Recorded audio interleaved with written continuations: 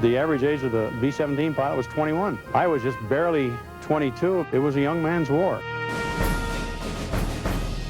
And we took off with 26 planes and only 15 of us came back.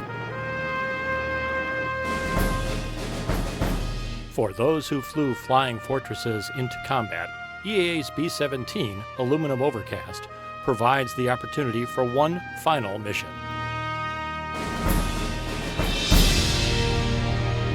Using our B-17 to preserve their legacy is our highest honor. Discover the powerful impact this airplane has had on their lives and what it has meant to their families. Read the stories of the veterans who joined us for one last flight, collected here for the very first time.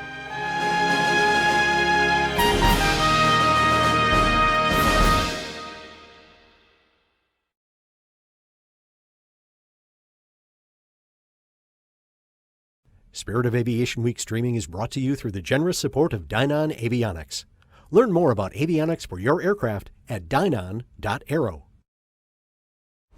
In a world of ancient avionics, one Seattle company is breaking all the rules. Now in airplanes everywhere, coming soon to your panel. There's a reason, pilots. Fly Dynon. Rated A for your airplane.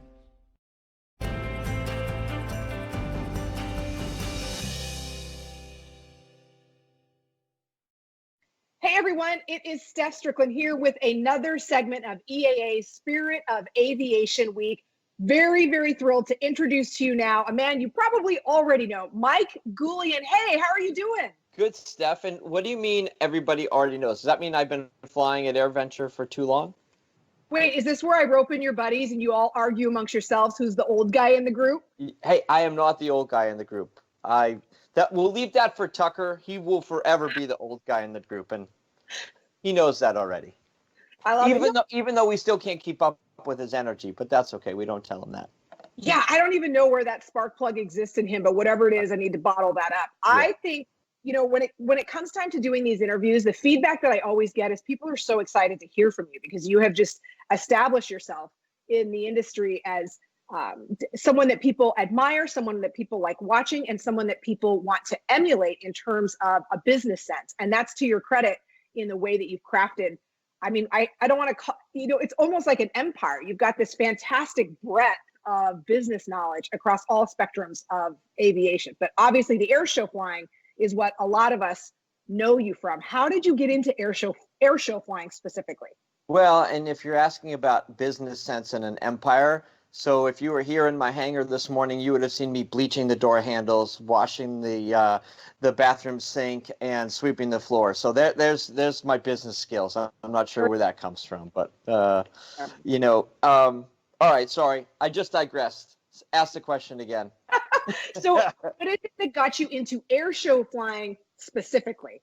Oh, okay. Well, I was actually homesick from school, probably a sophomore or junior in high school, and I had already started to take flying lessons, and I saw a movie called Cloud Dancer, and for EAAers, Gene Susi, Charlie Hillard, and Tom Pobresny were the people that did most of the flying in that movie. And even today, the aerobatic flying in that movie is really pretty special and pretty cool. They actually outfitted two pit specials, a single-seater and a two-seater, with cameras to make this movie. David Carradine was kind of the star. It's a little corny, but the flying was awesome.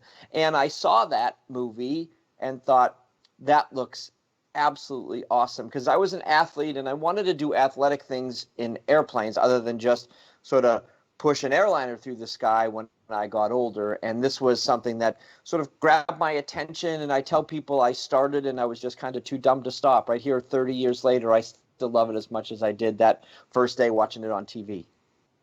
Well, we love watching it, that's for sure. I'm going to work off memory, and I'm either going to get this horribly wrong or feel very impressed with myself. Was it hockey that you played as a kid? I got it right. Okay. Yeah. How did you, was it because of where you lived, or what is it that got you into that sport? Yeah, everybody in Boston thinks they're going to be the next Bobby Orr, right? Or Wayne Gretzky or whatever it may be, Mario Lemieux. And I was no different. right? And so we grew up playing hockey morning, noon, and night, and including the summer and everything else. And probably not like Wisconsin kids and not like Minnesota kids, but probably a close second or third.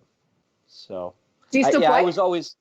I did up until about 4 or 5 years ago, and then I just there's too much going on in my life, and I wasn't able to be, my schedule's not very predictable. So every Tuesday and Thursday night to be at the hockey rink was a little hard for me to do. So it wasn't fair to a team for me to show up and do that. So now it's just basically work and airplanes and my family for sure. I think that it would be fun the next time Air Venture and we all get together and it's safe to do so, that you and I go and find a hockey rink, because I'm sure that they're out there, and I can't ice skate at all. I'm the person that needs the little kid walker with the tennis balls on the bottom. I think it'd be hysterical. Okay, so let's dovetail into this aerobatic flying and talk a little bit more about this. I was watching some of the videos that you recently produced, and as a non-aerobatic pilot and as a student pilot on paper only at this point, when I watch you fly the routine from your cockpit vantage point, the maneuvers look incredibly aggressive. I mean, your hand is, I mean, you're using both hands to Yep. maneuver. Tell me a little bit about aerobatic flying and why it is that it takes so much energy management in the Sure. moment. Well, I mean, growing up, I idolized Leo Loudenslager, and probably 50% of the people that are watching this remember Leo because he was a stalwart at Oshkosh and was a multi-time, 7-time U.S. national aerobatic champion and was one of our few world aerobatic champions. And he flew what we say he flew on rails, right? So my vision of my performance, I wanted to be like Leo. And Clint McHenry, who's also another multi-time U.S. national champion from Florida, an unbelievable person and was a great mentor to Patty Wagstaff and myself and many, many others. But Clint said to me, Michael, you have to put in 100% of the flight controls every single time. And it will start off ugly and it will get a little better and a little better and a little closer to perfect and a little closer to perfect. And then over time, you be there. So my style, because Clint told me that, I always went full 100% and stopped. And yes, maybe it was 25 degrees over rotated one time. And then the next time was 22 and then 18. And then finally you get it pretty darn close. So my style is never that I creep up on it. It's always full in and full out, and that's what I think sets my flying style apart. Even now that I haven't competed in 10 or so years, I still have that sort of Leo Loudenslager sort of style inside of me, which is how I kind of express myself through my airplane. Oh, I love that last line. That is very, very apt. When you talk about Clint, for folks who are watching this, everyone's path into aviation involves a mentor at some point. What does the value of mentorship in the aviation community mean to you? Mentorship is everything. And in the airshow business and with our jet teams, they all have mentors, right? The jet teams have past team members that help current team members. In the airshow business, it's something that is vital because what we do, quite frankly, it takes a lot of work, dedication, skill, and it can be dangerous with the wrong attitude. So mentorship is really helping somebody, one, stay motivated, and then two, find the right path. And I think we need that in more of general aviation, not just in airshow flying as well, because all of aviation has its challenges. And I think the more we find mentors in our business, and our passion and our hobbies, the better off we are and the safer that we are. Well, that actually then kind of spins into when you talk about safety and how quickly an airplane, particularly an aerobatic one, can get away from you. One of the things that you were talking about, and I actually had to look into this more, was you're practicing, and this was on your Instagram, practicing the arresty maneuvers. Am I saying that right? Yeah, arresty. Yep, absolutely. And you were specifically talking about that in the context of safety. Why is it important for you to practice arresty maneuvers? And what are arresty maneuvers for those of us who don't live in the aerobatic competitive world and understand what that means? Yeah, well, so when you watch an airshow pilot fly, whether it's me, Tucker, Kirby, Kevin Coleman, Rob Holland, whatever, you see a bunch of flips and spirals and knife edge spins and all of these things, but there needs to be a base fundamental and a base skill, which is arresting maneuvers or competition aerobatic maneuvers, which are perfect hammerheads, perfect rolls, snap rolls, all of these tail slides, rolling circles, all these very defined maneuvers done in a very defined way. And that is our foundation, right? And if you watch people like Kirby and me and Matt Chapman in the past, and all these people that have a competition background, they fly in a very perfect, so they have ultimate control of their plane, right? So like a tennis player or a golfer, it's one of these, you have to go back to the fundamentals. So is it your stance? Is it your grip? Is it your weight shift if you're hitting a tennis ball? Whatever it is, well, arresting maneuvers, that's what it is for an aerobatic pilot. It's precision, stop. It's for us, it's timing, right? The airplane rolls 420 degrees a second. You can't see the horizon as it's going around. So you have to kind of use some of your perception, and then the rest is internal timing. And you just have to do that over and over and over. And once you have your timing set up really nicely so that maneuvering the airplane doesn't take up any brain power, then you can start to put in all of these tumbles and spins and tail sides and all those things that go on top of that. Does that make sense? It makes perfect sense, and it sort of sets the stage for what I want to talk about next, which is how the best performers, the safest performers out there, work incredibly hard to not normalize deviance. And this spins into a podcast that you recently did with Matt Trescott. It's his Trends Aloft podcast, and you were specifically talking about the normalization of deviance and what it means for airshow safety and maybe life safety in general. Tell me a little bit about that podcast and what you were hoping to help people understand. Yeah, it's a very interesting theory, and it basically states that you're getting away with something for so long that it becomes your normal everyday MO, right? And we use the most obvious one is texting and driving. We all do it, even though we know that people are dying every day on the highway because they're texting and driving, but we still all do it. And we sort of find a reason that it won't ever happen to us. Oh, I'm spending more time looking over the hood or whatever it is. And it can be the same thing with flying, right? So I fly a little bit lower to the ground. I fly in a little bit worse weather or whatever it is. And that becomes the norm. And to everybody outside watching you, they can see that you're starting to get what would be considered a little bit more reckless. But for you, because it happened on a very, very slow trajectory, it becomes normal until you have an accident. So, and again, that's one of those things that the mentor can come to that person and say, hey, do you know what you're doing? And sometimes they're well aware and sometimes they're not. And we have saying even good pilots have bad days, right? And so we need to make sure that we always have somebody looking out for us. The airlines do an amazing job at that because there's two pilots, there's a flight crew, there's a dispatcher, there's maintenance people. So there's always people.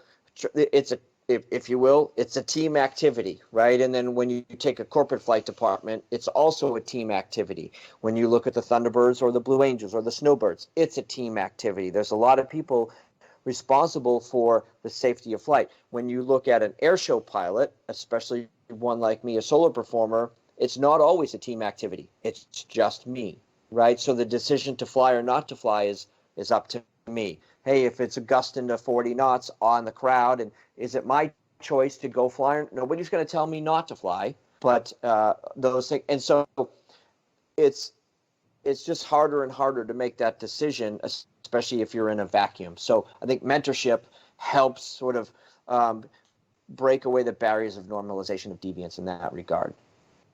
Who in the industry would you trust to watch out for you in that regard? You don't make those mistakes because you practice so religiously, but is there a pilot you really admire in the air show industry right now? So here's one of the things that everybody might have seen a monoplane do a knife edge spin, right? Bill Stein does one to start his show. And it's quite frankly, it's a very simple maneuver to do. It's a hammerhead, you keep the left rudder in, you push the stick forward, and off it goes on a knife edge spin. What people don't know is that it comes downhill like a ton of bricks. And because the airplane is on its side, the airspeed indicator and the altimeter are very unreliable. They don't work at all, really. So it's a matter of numbers. And like me, I transitioned to a monoplane in 1990. Staudacher was my first one. And like everybody that wants to do these fun, cool gyroscopic maneuvers, knife edge spin was the first one. And I was at Sun and Fun, very first time I was at Sun and Fun, and I did a knife edge spin and pulled out and thought, ooh, that was a little lower than I really wanted. Didn't think twice about it and kept going and then landed. And when I landed and pulled up to the ramp, Patty Wagstaff came over and she started yelling at me. And she's like, if I ever see you do that again, I'm going to call your dad. He's going to sell that plane. Because I was only, 21 years old or 22 years old. And she was looking out for me. And we had that relationship. She didn't come up and say, Michael, you should, Patty and I go back a long way. So she just started yelling at me. She probably doesn't even remember, but it had a huge impact. And the thing that was weird is I didn't know that I almost killed myself, right? So it just happened quickly, but the airplane's coming down, 4, 5, 6, 7,000 feet a minute. And then you pull out and you're like, ooh, that's low. But to people on the ground, it's really scary. So I think Patty's always one of those people that would say, hey, jerk, like modify what you're doing. And if you know Patty, she wouldn't be afraid to tell me. It's a fantastic story and a good reminder that for folks in the know, always do speak up, because you never know in the moment what you as an observer and in a position of knowledge to see something that requires correction. It also takes a fair bit of guts to be able to approach another pilot and say, hey, what I see you doing here says this to me. Now, you could do it like Patty and yell at a good friend and be like, I care about you, fix yourself. Or you can do it, in a different manner, but the conversations have to happen. So that is a very interesting story, and I'm glad. What all are you flying these days? I see a bunch of airplanes behind you.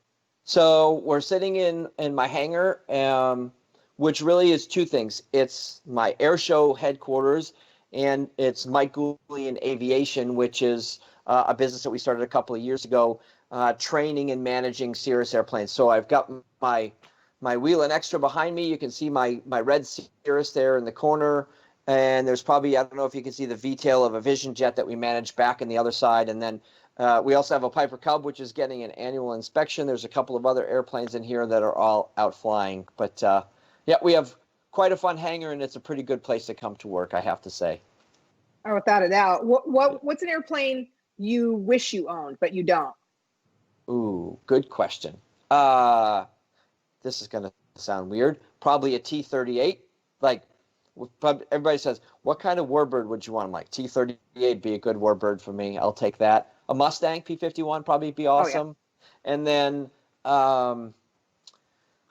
one of the brand new Waco biplanes, I just think are like jewelry, magic. So, yeah, if I could have anything, probably those three. You just hit like a bunch of awesome ones. Why do you think the T-38's weird? Like you wouldn't think of that as a warbird, or people but honestly, one of my first memories of an air show is watching the Thunderbirds fly in a T-38. And so today that plane and that memory in my brain still is sort of etched in there.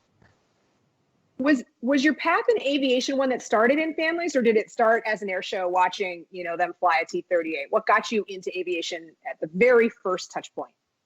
Yeah, so my very first memories, I have a couple very first memories of aviation is, I don't know how old I was, 5, 6, 7, 8.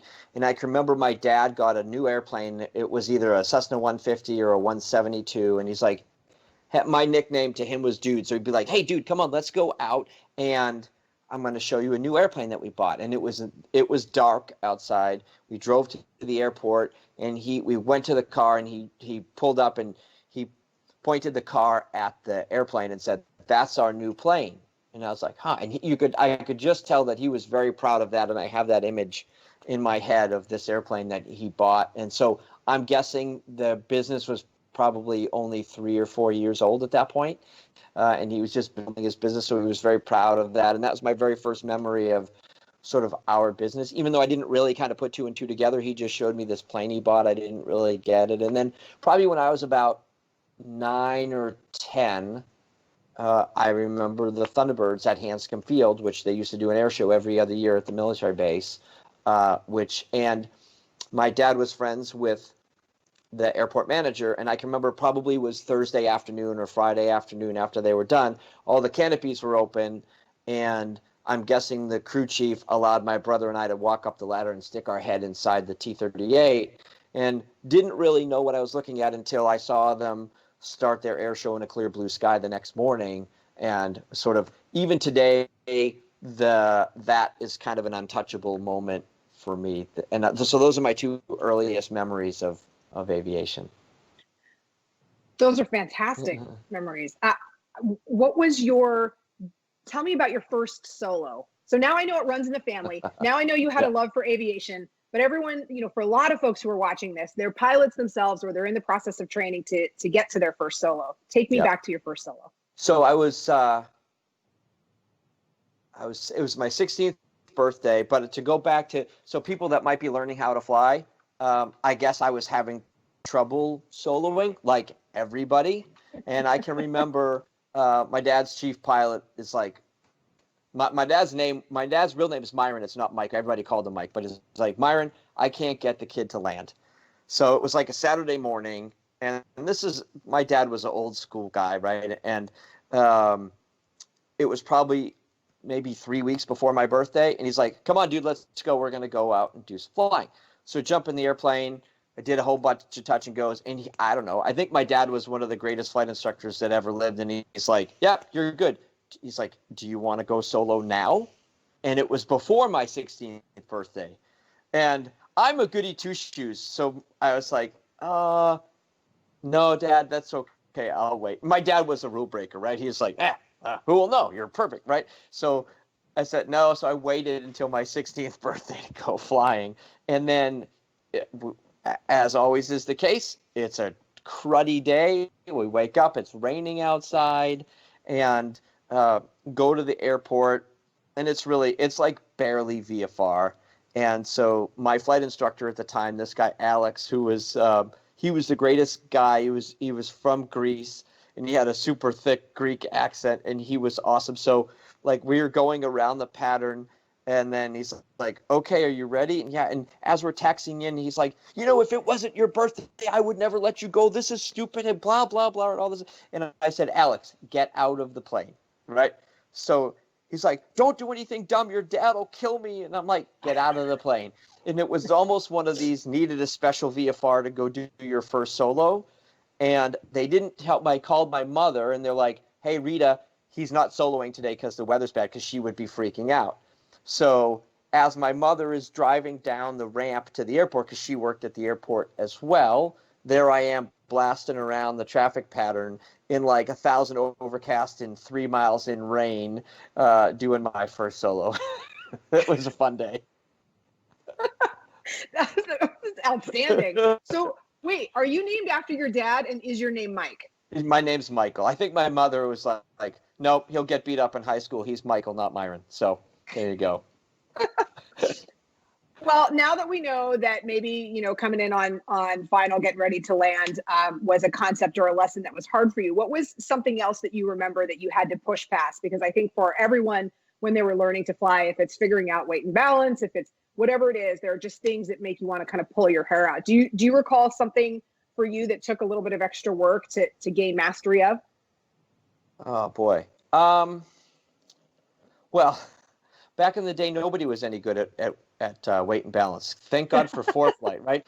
Tyson Weiss, he's an angel for pilots, because now it's just on a graph. You mean I have to do weight times arm and moments, and how do you do all of that stuff, right?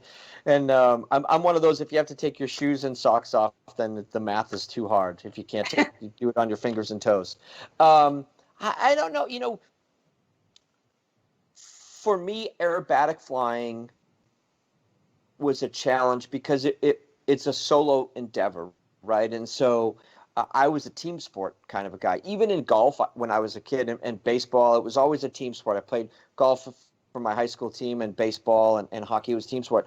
But learning to deal with nerves, I think, was a big deal for me when I was competing. And then as any pilot or sailor or whatever, race car driver, you have to find your limits, but you have to find them in a sort of safe and systematic way. And I think that, for a 17-year-old, 18-year-old, 19-year-old kid, you think you're pretty invincible, right? I remember that. And I did some dumb things, and you learn the hard way. And but I think the good thing is if you make those mistakes and you learn from them and you don't get an adrenaline rush from them, then you're good, right? It should scare you a little bit. It shouldn't go the other. It shouldn't give you energy to do it again. You should say, oh, put that in the never do again column, right?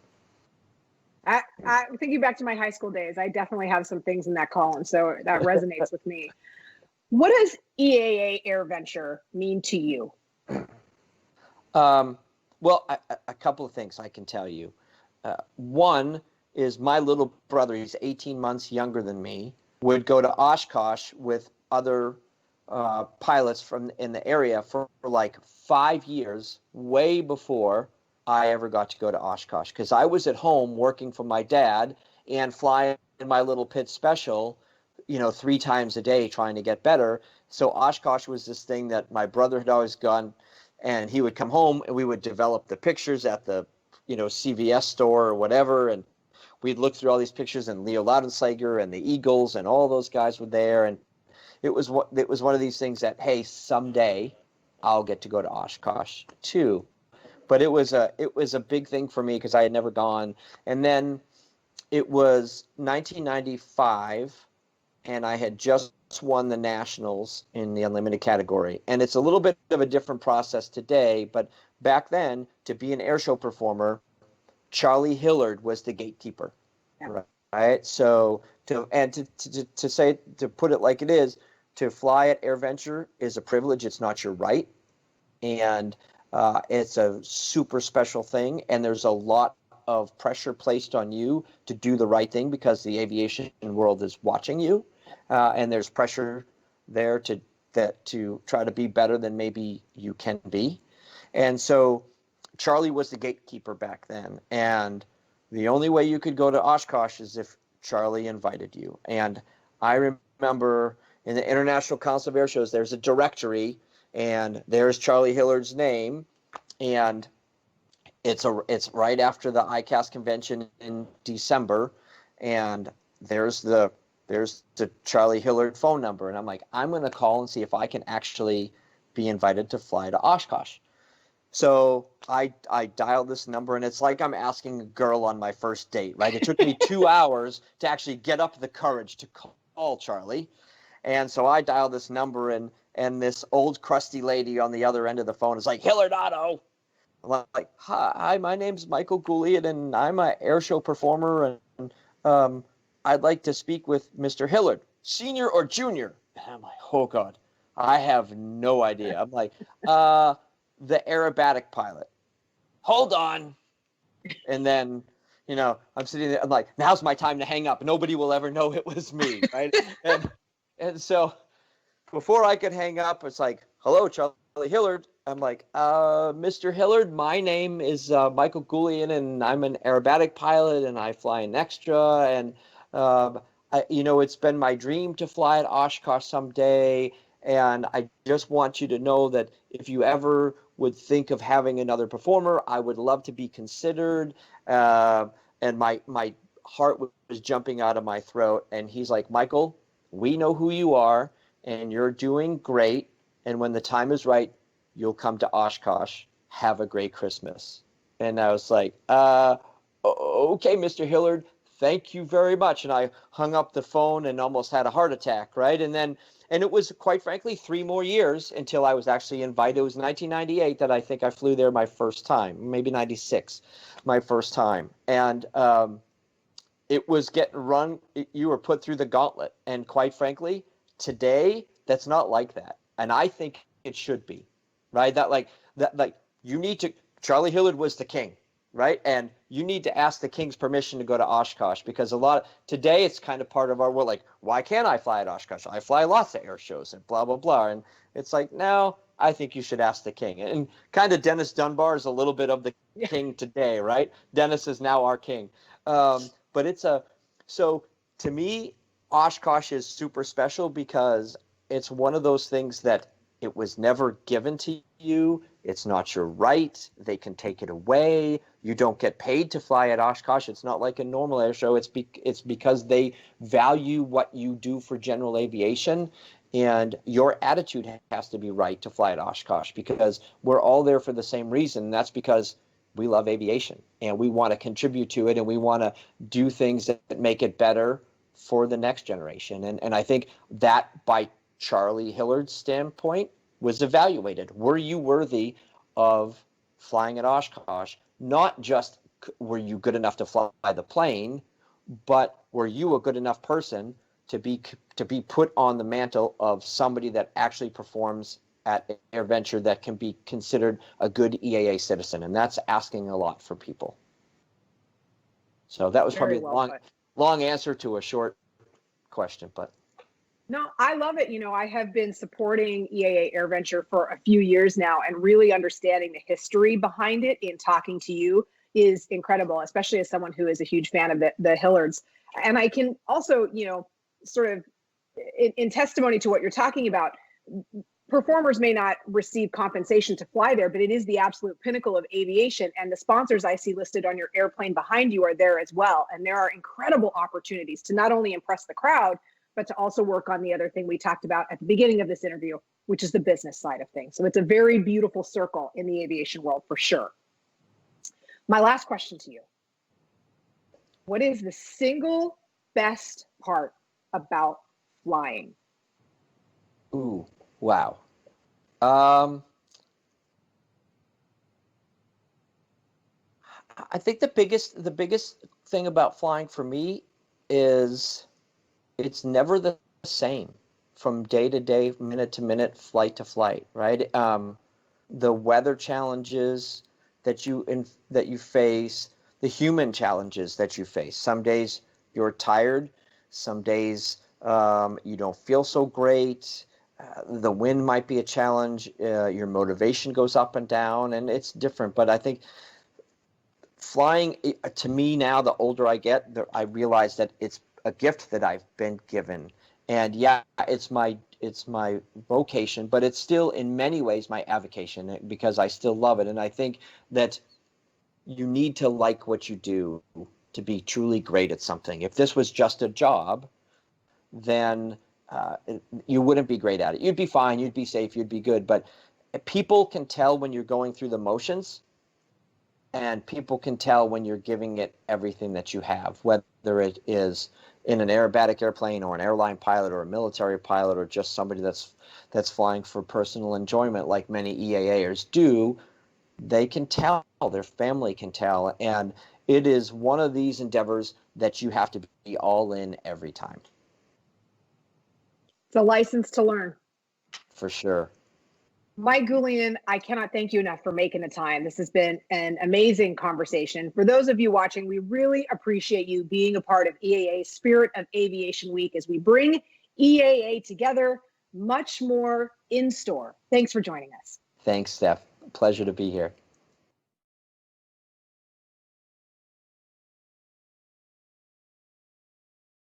Welcome back to Broadcast Central. Spirit of Aviation Week continues at 4 o'clock